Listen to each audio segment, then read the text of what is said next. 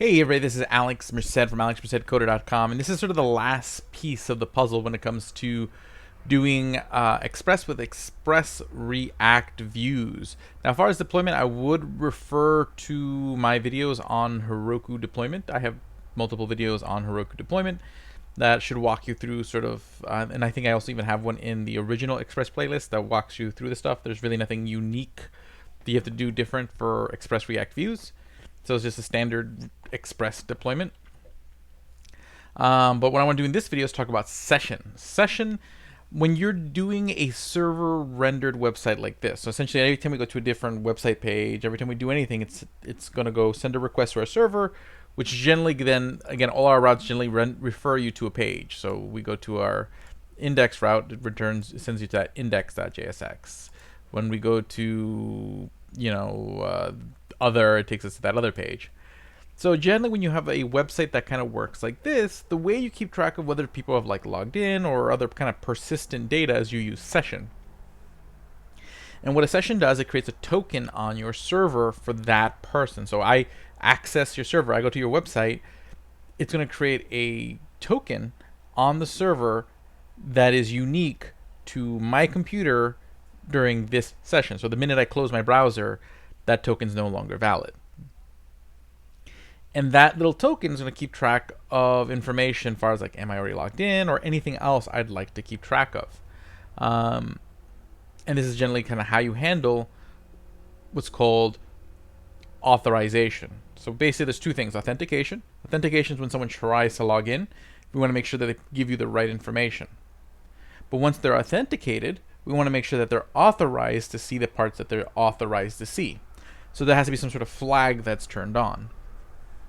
Now, if you're doing something that's not server rendered, so a more front-end rendered page, like something with a front-end React, front-end Vue, front-end Angular, okay, then you have to take a different approach. And that's where kind of you start hearing talks about JSON Web Token, where they'll log in one time, and then a token is sent, so that way all the parts of the website that make requests are able to send that token to authorize or to demonstrate authorization. So again, authenticate means we're going to double check that you are who you are.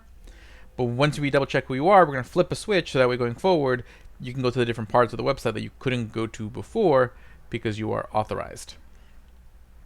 Okay, so first we need to download a tool. Okay, but let's actually, let's do that first. Okay, so let's open the right folder in the terminal. So I'll let that open up. Okay, and what we're going to do is we're going to do npm I, so we're going to install, and we're going to install Express Session. This is the library that allows us to create sessions in Express. So that will install. Let's give it some time. Doop-a-doop-a-doop-a-doo.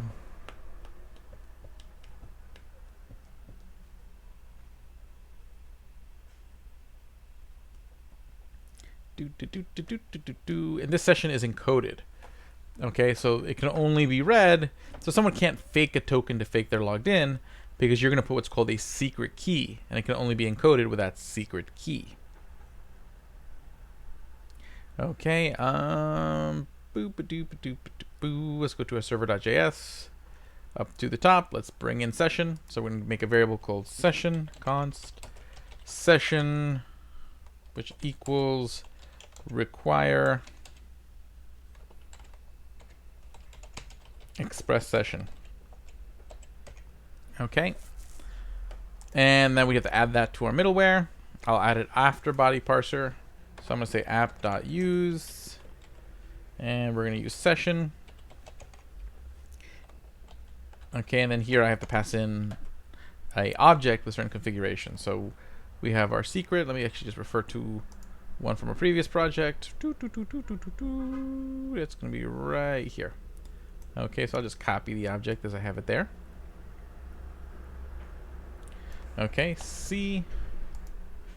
And I'll just copy this object. Okay, so what's going to happen is that your secret is your secret key. So for now, we're just going to use a set one. I usually set an environmental variable for production purposes, so that way no one knows what the secret key is, because if they do, they can theoretically create a fake token. but I'm just gonna put cheese. It just uses that to encode the token. Resave just means, okay, does it automatically like resave your token after certain things? I just leave it like that, so that's good. Okay, what this does is that when this runs, it's going to check to see if there is an active token for you. So it's going to check, okay, based on your browser session, is there a token that already exists? If it does, it refers to that token. If not, it creates a new token.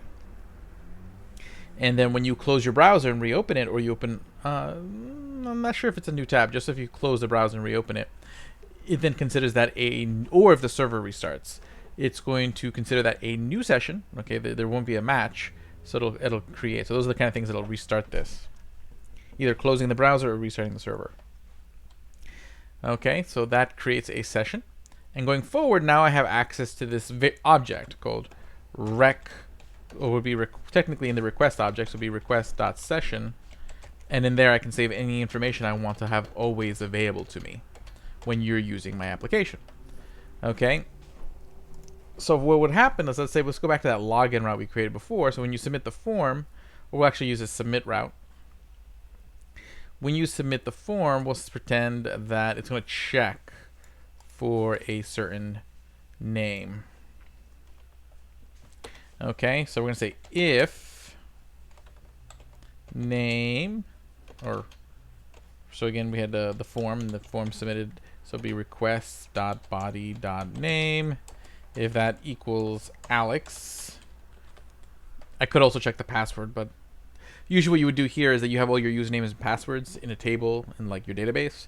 So then what you would do is look to see if there's a user by the name that was submitted, and then you check if the password matches. And if all that's true, then we would change a variable, but I'm going to keep this simple. So in that case, if the name is right, so it's Alex, then we're going to change request.session logged in, and again I'm just naming that variable, you can call it whatever you want, logged in equals true. Okay, so if that wasn't the case, it wouldn't flag that as true. Okay, and cool. Okay, so now what I can do is, if I go back to my original route,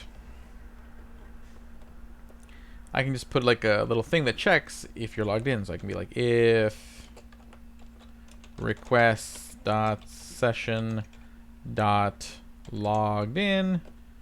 Okay, if it's true, then it'll do a thing. Okay, I don't actually have to write equals true, because that's just the way ifs work. I can just leave it like that. Okay, so request.session logged in. So if it's true, not false, then I'll access this. I could put and I could actually make it where I could render different pages. So I can render a page when you're logged in and a page when you're logged out. Okay, so if I were to create a duplicate of my index.js, so let's do that. Copy, fuse, paste. Okay, I'm going to rename this to logged in. Okay. I will leave all that the same. Okay, but what I will do is change this to an H3 that says you're logged in.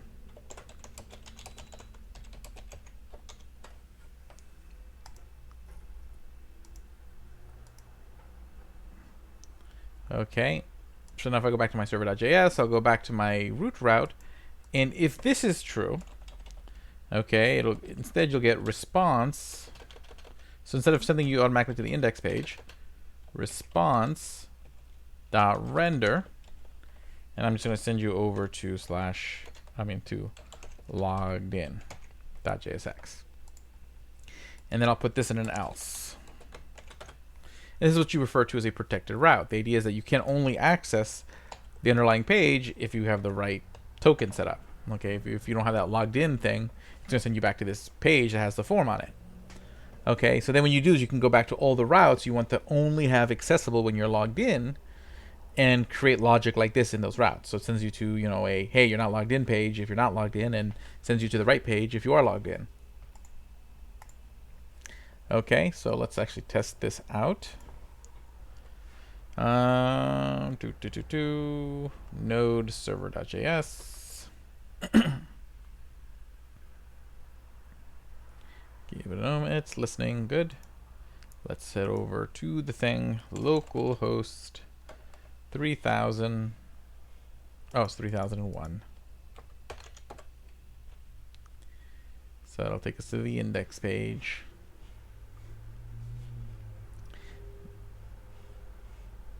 Okay, then I go to the form. All that matters is that the name is Alex. That's the important part. I can put whatever I want as a password because I didn't check that. But if I hit, well, first let's see what happens if I put in the wrong stuff. Should just send me right back to this page. Okay, there again, and the form is still there. Now, if I put in Alex and I hit submit, that's not what it's supposed to do. So let's double check what happened there. Okay, so let's see here. Okay. And object null, name, email. So, oh, it went through the put route. That's right, because the form is now put. So let's go. I gotta go change. I'll just change the form. That'll be the easiest way to do this. So let's just change the form. Get rid of the method override. So that way it goes to the post request. Okay. Save.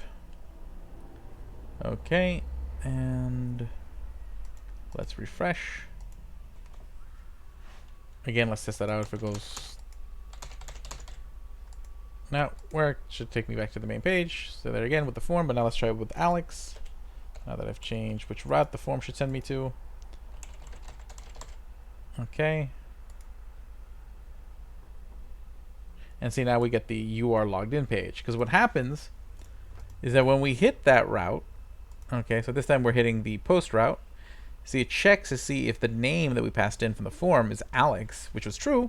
So it changed that, it added a variable to session called logged in. And you can add as many variables to session as you want, so you can keep track of any kind of data there. So session doesn't just have to be just to see if you're logged in. It can be to see if all sorts of other conditions are true or false, or store user data, whatever you want. Okay, but it sees that it's true. It redirects us back to the index route. The index route then again checks to see that session.loggedIn property is true, which this time it is. So then it took us to the logged in version of the page. So that's how session works, and that's how you would use it. Again, you probably would have all your username and password stored in the database. So probably the logic of your post here would probably first pull up, see if there's a username in your database with the right username, and then check the password. And for that, you're probably going to want to use a library called bcrypt, but I will talk about that. You can also just watch my original Express playlist regarding, I think I have a video on bcrypt. Not necessarily a thing to spend too much time about it now, but just to kind of give you the basic vibe is the library bcrypt will just encrypt data. So that way you can encrypt passwords when you put them in your database. And then you can double check them when you take them out because they'll be encrypted. So you need something to read them through the encryption. So that's a security measure to take. Aside from that, I will talk to you guys later on. Have a great day and enjoy.